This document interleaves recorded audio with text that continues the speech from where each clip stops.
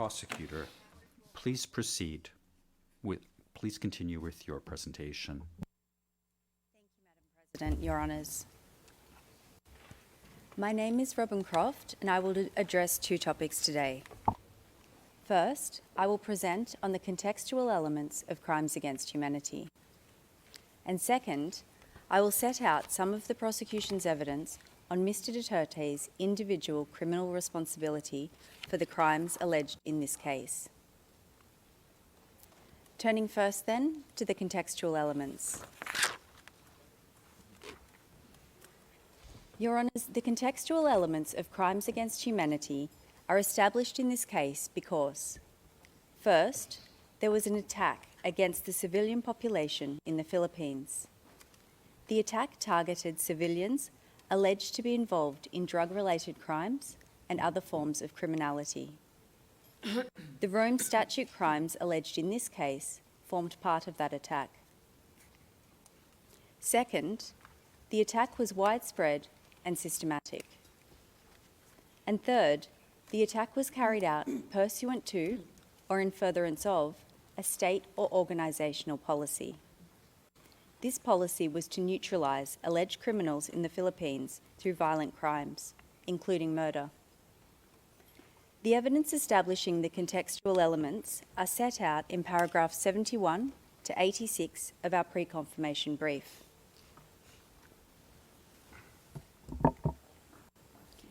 In relation to the requirement of an attack, our case is that from at least the 1st of November 2011 to the 16th of March 2019, the Davao Death Squad, or DDS, and/or the National Network carried out an attack which targeted civilians alleged to be criminals. Your Honours have heard from my colleagues how from 2011 until 2016, the attack was concentrated in Davao City. Then, in 2016, when Mr. Duterte became president, he and his co-perpetrators expanded the attack nationwide. They used the National Network to do this, which, as Mr. Jeremy has explained, was comprised of state actors, such as law enforcement personnel, as well as non-police assets and hitmen.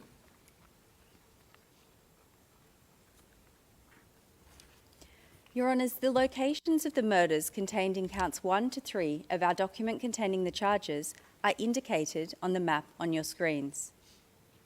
They include 76 murders, which themselves satisfy the threshold of multiple acts making up a course of conduct. However, as Mr. Nichols has noted, the crimes in count 1 to 3 are representative and emblematic of a larger killing campaign. And the prosecution relies on a range of evidence to establish that the attack was made up of thousands of killings and other violent crimes under Article 7.1. This evidence includes datasets and the statements of documentation actors, the evidence of insider witnesses, expert analysis, and the admissions of Philippine state agencies in their public reporting. I will take Your Honours through some of this evidence now. During Mr. Duterte's mayoral period, hundreds of civilians alleged to be criminals were killed in Davao City.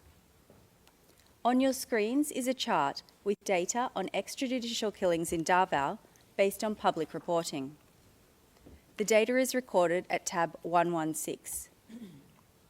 It shows that between 2012 and 2015, there are at least 274 extrajudicial killings in Davao City.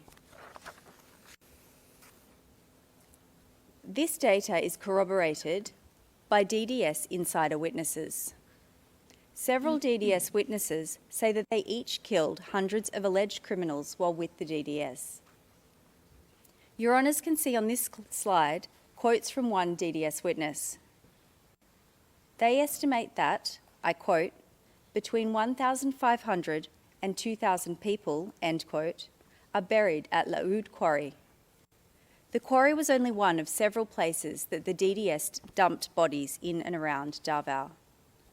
That's at tab 37. This witness said that they personally killed hundreds of people. They described their job as the DDS as being, quote, just to kill small criminals, petty criminals. Out of the almost 300 people that I have killed, I never actually got to kill a drug lord, end quote. That's at tab 34. This witness's words make it clear that the target of the attack was people alleged to be criminals in Davao.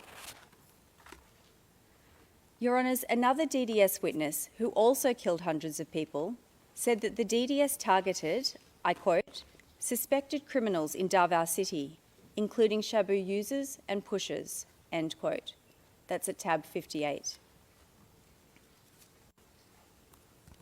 Your Honours, as you have heard previously, Mr Duterte has himself publicly admitted that he killed around 1,700 people while he was mayor of Davao City. I quote, "They say I killed 700, they undercounted, around 1,700, end quote. That's at tabs 10, 10.1, 10.2.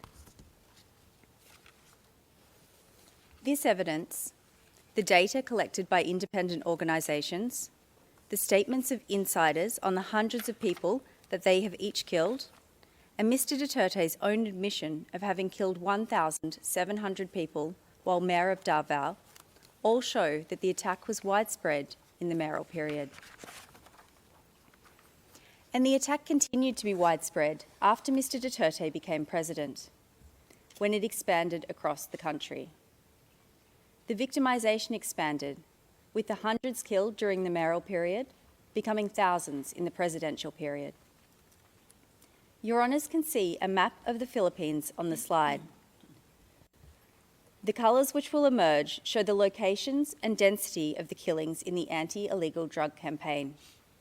Purple dots indicate an area with 1 to 10 killings, while yellow indicates 500 killings. This is how the killings progressed throughout the presidential period.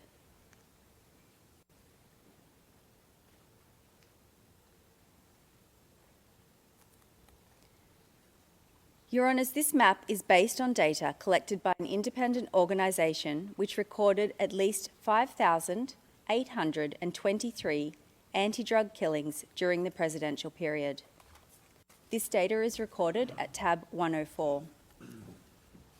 The data shows that the attack during the presidential period was widespread. As Your Honours can see from the map, it occurred across the country.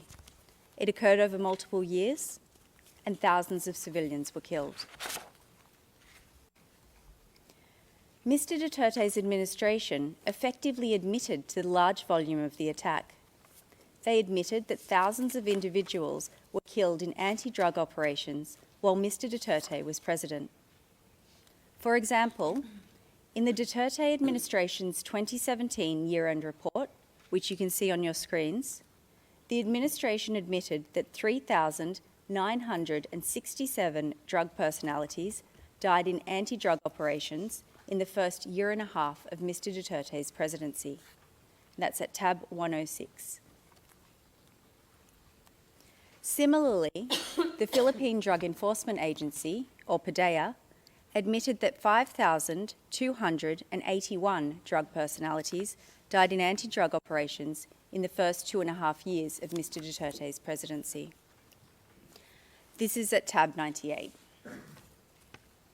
These admissions corroborate the widespread nature of the attack. They show that thousands of individuals were killed. Your Honours, in addition to being widespread, the attack was also systematic from its origins and throughout the charge period. The features of DDS operations demonstrate this systematicity during the mayoral period, and these features can be found in our brief at paragraphs 35 to 36 and 88 to 98. Insider witnesses described how time and time again killing operations followed the system set out on the screen. The same hierarchical structure was followed. As Mr Nichols explained, the orders flowed from Mr Duterte at the top, through a combination of other co-perpetrators, to the handler of the relevant DDS team, and finally to the physical perpetrators at the bottom. The DDS teams, composed of police and non-police assets and hitmen who carried out the killings. The features of the killings were also often markedly similar. The identity or whereabouts of the victim was provided to the DDS by an informant. The perpetrators would frequently arrive to or flee the crime scene by motorcycle. They shot or stabbed their victims at close range. The victims were targeted on the basis that they were alleged to be drug users, pushers, or other criminals. And the DDS received a sum of reward money for each kill. When the attack expanded during the presidential period, it continued to be systematic because it remained highly organised, planned, and coordinated. Similar systems to the one I've just described in Davao were deployed during Mr. Duterte's presidency to implement the killings. Your Honours can see some of those features listed on your screens. As in Davao, victims were targeted on the basis that they were alleged to be drug users, pushers, or other criminals. The process for killing the targets was often markedly similar. First, the victims were identified by state actors as targets and listed. As Mr. Jeremy has outlined, high-value targets were often listed on the FPRRD list. The targets of barangay clearance operations were often listed on local drug lists, such as local police station lists. Second, targets were killed in the context of so-called law enforcement operations. Police often tried to legitimise the operations, so they would stage a nanlaban or fight-back scenario to make them appear to have been in self-defence. They would also plant evidence, such as drugs and guns, on the victims' bodies.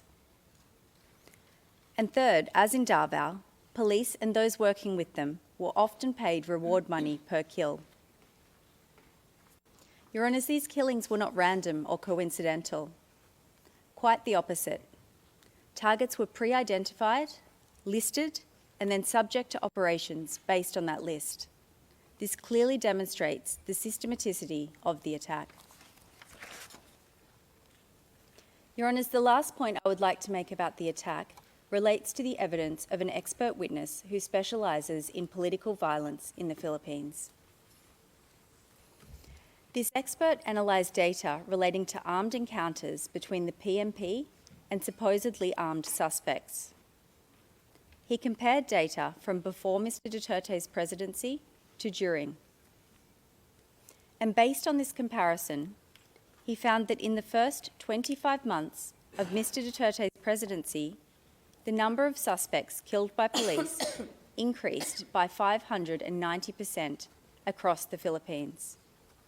And that finding is at tab 68.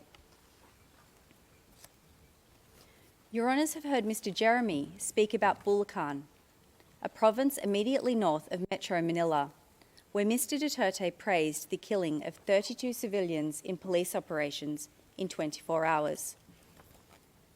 The expert witness found that in Bulacan, police killings rose by 1,600% when Mr. Duterte became president, and that's at tab 121.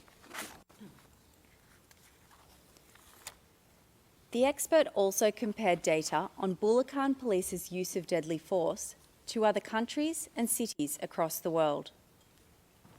He used the metric of police killings per 100,000 population. The chart on your screens shows this comparison, which is at tab 121 again. The data on Bulacan is orange, while other countries and cities are blue. The orange bar on the left shows police use of deadly force in Bulacan before Mr. Duterte became president. You can see that with a fatality rate of over 1, it was already comparatively high. The orange bar on the right shows the dramatic increase in killings in Bulacan by police after Mr. Duterte became president.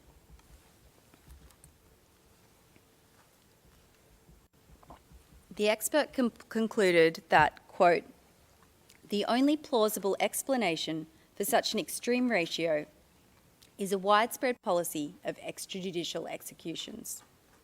End quote. That's also tab 121. Your Honours, this leads us to the policy requirement for crimes against humanity in Article 7.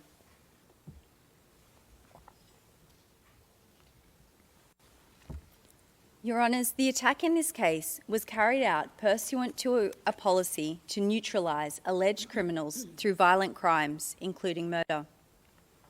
The policy was also known as the Davao Formula or Model. Your Honours have heard about the origins of the policy in Davao City and how it was implemented by the local executive government. Mr. Nichols explained how Mr. Duterte, when Mayor of Davao City, established the Davao Death Squad to carry out the policy and kill criminals. The evidence establishing the state or organisational policy in this case is set out at paragraphs 77 to 84 of our brief. As the policy and the common plan were both to neutralise alleged criminals via violent crimes, there is some overlap between the evidence on each. I will set out some of that evidence now while discussing the policy, and then some later while discussing the common plan. The evidence includes Mr. Duterte's many public statements and speeches outlining the policy. It also includes the Command Memorandum Circular, which Mr. Jeremy mentioned earlier, witness accounts, speeches and statements by other co-perpetrators, sorry, the high level of coordination between state actors, sorry, Your Honours. I will start with Mr. Duterte's own speeches. Your Honours, Mr. Duterte made no secret of the policy, as is shown by the references in our brief to his many speeches outlining the policy. He made these speeches as Mayor of Davao, as a presidential candidate, and then as President of the Philippines. One example of a speech that Mr. Duterte made as Mayor was at a meeting on peace and order in Davao in October 2015. That is tab 13. Thank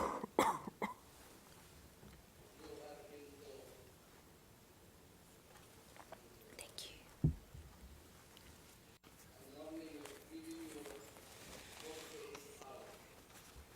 48 hours yung mga nagdi-distribute ng droga sa Boulevard. Giving you 48 hours. Pag nakita ko kayo, papatayin ko kayo dito. These are Mr. Duterte's own words. I quote, "I will kill you. That's the only formula that worked in my city." End quote. That is tab 133.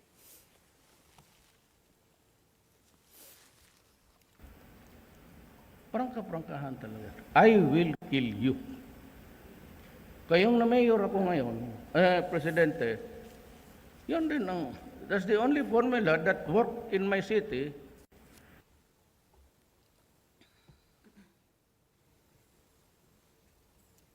Your Honours will recall that yesterday, Mr. Nichols played a series of Mr. Duterte's presidential campaign speeches. I want to take a moment to reflect on some of the key features of those speeches, which are at tabs 8, 12 and 14. First, Mr. Duterte frequently said that if elected as president, he would stop drugs and crime in the Philippines in 3 to 6 months. He frequently referenced his experience in Davao, where he admitted that he had killed criminals. He said that if elected, he would order the military and police to do the same nationwide. And he expressly stated that this would entail killing.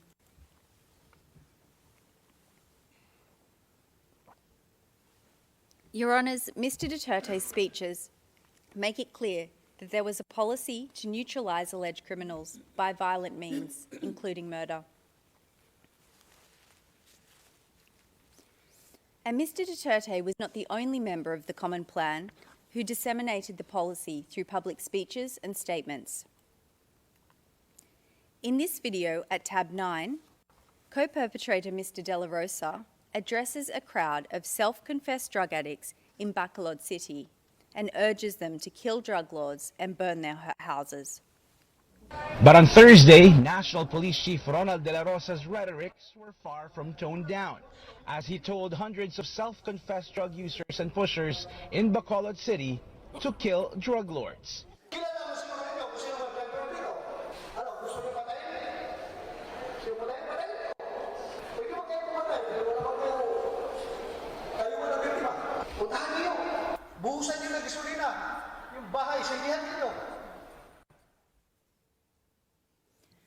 Mr. De La Rosa made this speech on the 25th of August 2016.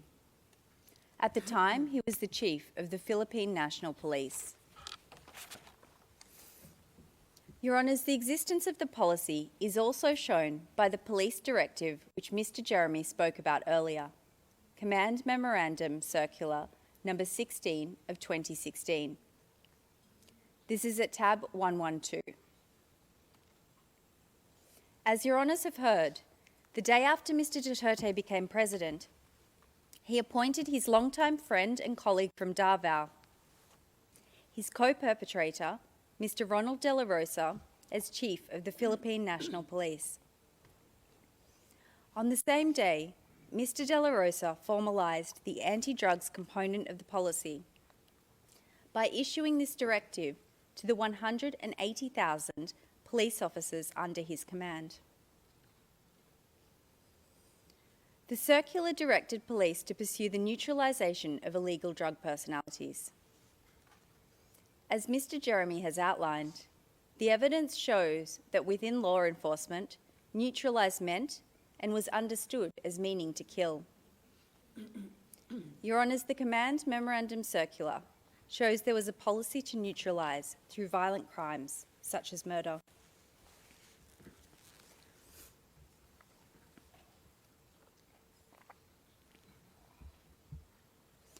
I will now turn to part 2 of my presentation on Mr. Duterte's individual criminal responsibility. The prosecution's evidence on this is set out at paragraphs 5 to 70 of our brief. The prosecution alleges that Mr. Duterte indirectly co-perpetrated the crimes, ordered and/or induced the crimes, and/or aided and abetted the crimes. Today, in the interest of time, I will focus on indirect co-perpetration, and we rely on our brief for the other modes of liability. Your Honours, Mr. Duterte is an indirect co-perpetrator of the alleged crimes because, first, he agreed to a common plan to neutralise alleged criminals. Second, he and his fellow co-perpetrators jointly controlled a structure of power, namely the Davao Death Squad and the National Network, which they used to pursue the common plan. Third, Mr. Duterte made an essential contribution to the crimes within the framework of the common plan. And fourth, he did this with the requisite intent. Your Honours can see on your screens an excerpt from paragraph 4 of our document containing the charges. This sets out the scope of the common plan. The plan was to neutralise alleged criminals in the Philippines, including those perceived or alleged to be associated with drug use, sale or production through violent crimes, including murder. As Mr. Nichols has explained, Mr. Duterte and his co-perpetrators agreed to this plan in Davao City. Photos of the co-perpetrators in Davao City are displayed on your screens. They're a combination of trusted police officers, an individual from Mr. Duterte's mayoral office, an officer from the National Bureau of Investigation in Davao Region, and a lawyer who acted on behalf of certain members of the Davao Death Squad. In 2016, when Mr. Duterte became president, the members of the Common Plan remained largely the same. They were joined by a further two individuals, a senior police officer and a long-time colleague of the group from Davao City, who had worked with the DDS before the jurisdictional period. I will take your honours through some of the evidence which shows both the scope of the Common Plan and the co-perpetrators' agreement to it. In the interest of time, I will address some co-perpetrators and we rely on our brief for the rest. That's at paragraphs 9 to 23 of our brief. On your screens is a photograph of Mr. Ronald De La Rosa. When Mr. De La Rosa was Davao City Police Chief, he developed Tokhang operations. As your honours have heard from Mr. Jeremy, Tokhang was a blueprint for police to implement killings later in the presidential period. When he was announced as Mr. Duterte's chosen PMP chief in May 2016, Mr. De La Rosa gave this interview, which is at tab 101. It shows that he wholeheartedly agreed to the Common Plan. Patayan sa drugs. Patayan talaga ito sa drugs. Kaya kayong mga drug lord dyan, humanda na kayo at talagang sasagasaan ko kayo. On this slide is a photo of Isidro La Peña. Like Mr. De La Rosa, Mr. La Peña was well known to Mr. Duterte because he too had worked as Davao City Police Chief. In his case, from 1996 until 1998. In 2016, Mr. Duterte appointed Mr. La Peña as Director General of the Philippine Drug Enforcement Agency, or PDEA. PDEA is the lead anti-drug enforcement agency in the Philippines. 2 days after Mr. La Peña took his oath, he gave a speech to his PDEA subordinates. There is an excerpt from that speech on the slide. Quote, "Under then Mayor, we implemented strict law enforcement against illegal drug activities in Davao City. The President wants to replicate and expand what is being done in Davao. And that is precisely what I intend to do." End quote. That's tab 101.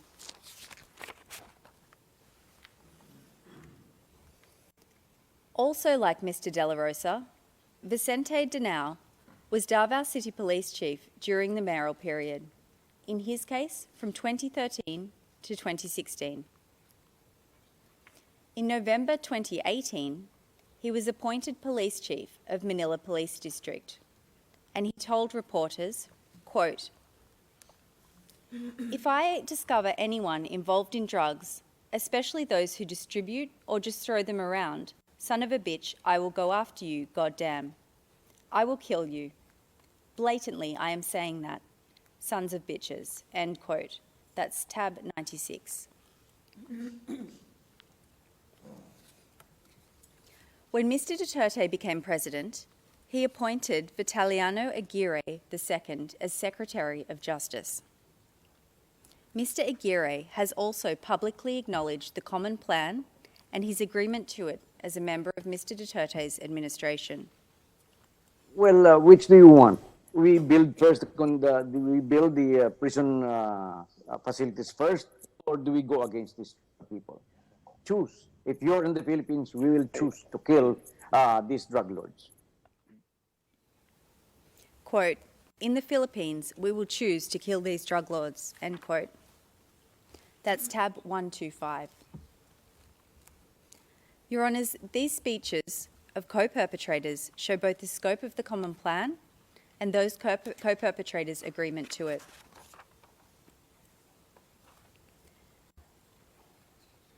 Your Honours, the next element of indirect co-perpetration is control of a structure of power.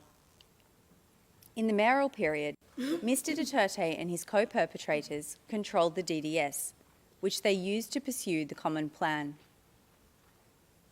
There is a diagram of the DDS hierarchy on your screens.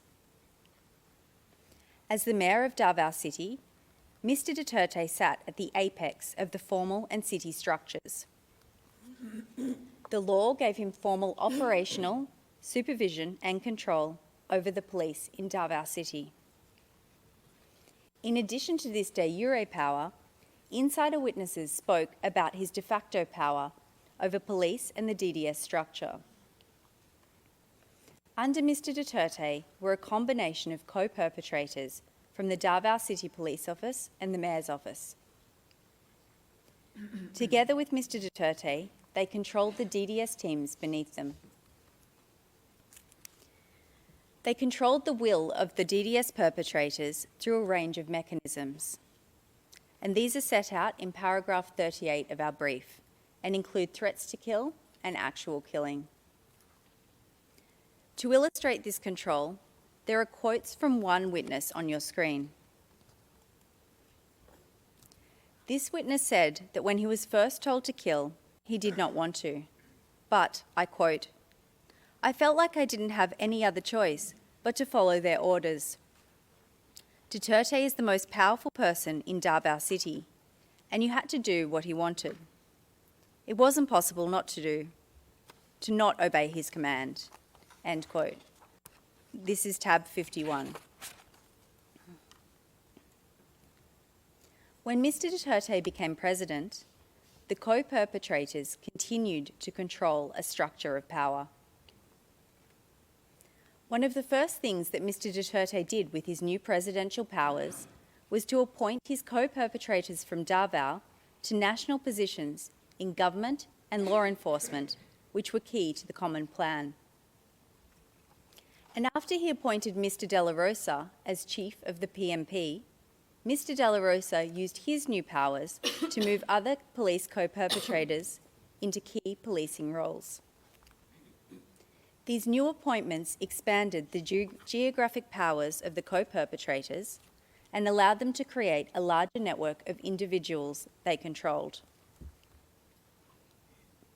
Your Honours can see that structure of power on the chart on your screens.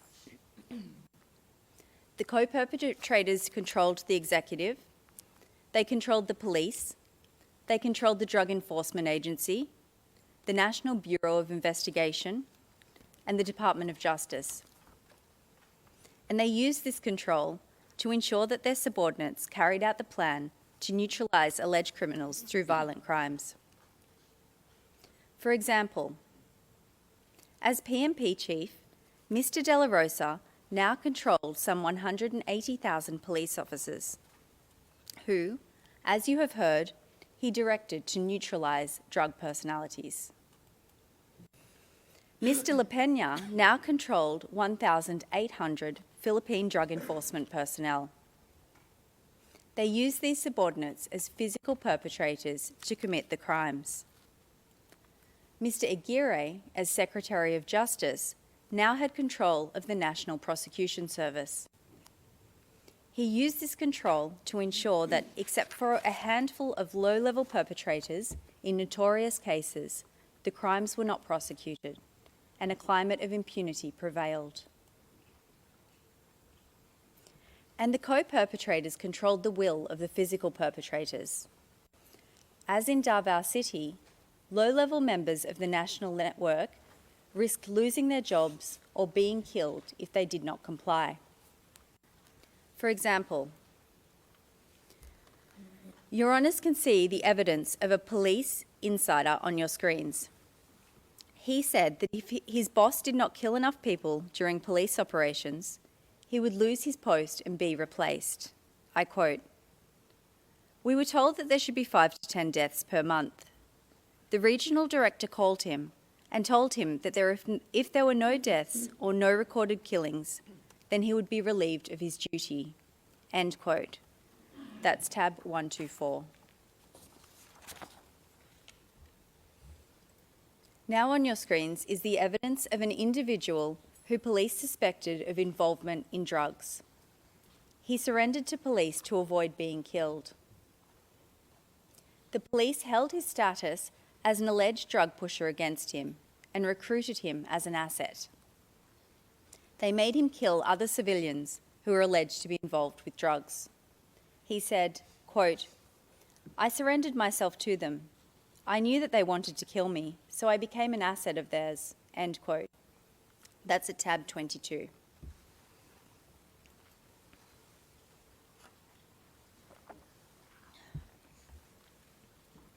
Your Honours, I will now turn to the requirement of an essential contribution. Mr. Duterte made an essential contribution to the crimes within the framework of the Common Plan. And the prosecution has set out 10 of Mr. Duterte's contributions in our brief at paragraphs 44 to 58. Many of these have been discussed in the prosecution's presentations. For example, Mr. Nichols spoke about how Mr. Duterte designed and disseminated the policy in this case, which is point A on the slide. He also spoke about point B, how Mr. Duterte established and oversaw the DDS. I have just addressed point E, on the appointment of key personnel to positions which were crucial to the execution of the crimes.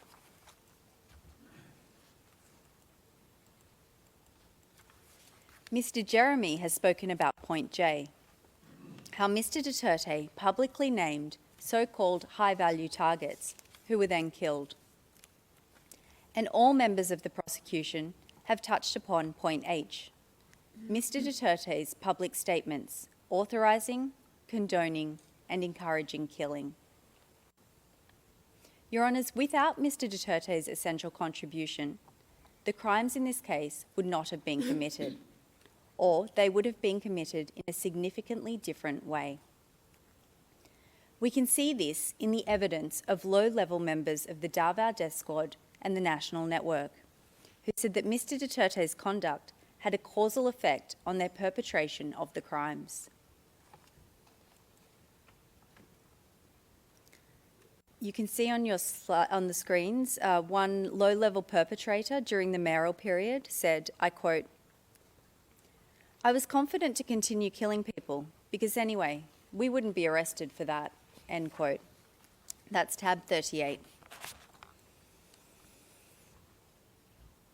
A low-level police perpetrator during the presidential period was asked about the impact Mr. Duterte's public speeches had on his team, including when deciding to kill someone. He responded, quote, "It did have an effect on me because it's like I was saying to myself, well, even the president, he himself is ready to do something like this, and who am I?" End quote. That's tab 142. A senior police officer during the presidential period was asked why his police unit started killing in July 2016. He responded, I quote, "Because of the directive of the president," end quote. That's tab 120.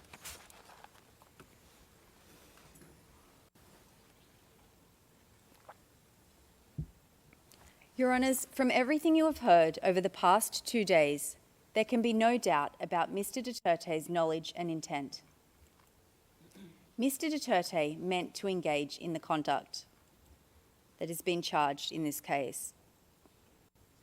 He intended that the crimes would be committed, and he was aware that they would be committed as a result of implementing the Common Plan. Mr. Duterte knew about the fundamental features of the Davao Death Squad and the National Network that enabled the co-perpetrators to control the physical perpetrators. And he was aware of the factual circumstances that enabled the co-perpetrators to control the crimes. Mr. Duterte knew because he himself established the DDS to kill people. He repeatedly broadcast his intention to implement the Common Plan nationally if elected president. He made it clear that this would involve killing. Once he was president, he moved his trusted co-perpetrators from Davao into key national positions.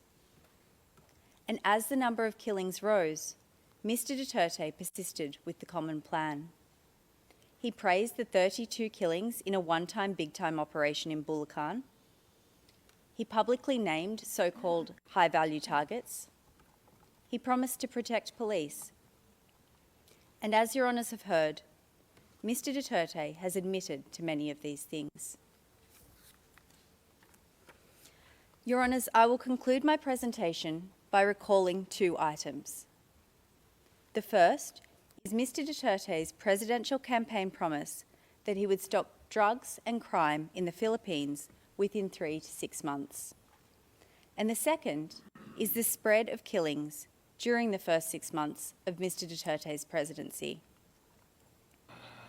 I promise you, hindi naman believe yung ibang tao. Sabi ko, I would stop drugs and crime, criminality in 3 to 6 months. That concludes the prosecution's submissions on the merits. Thank you, Your Honours.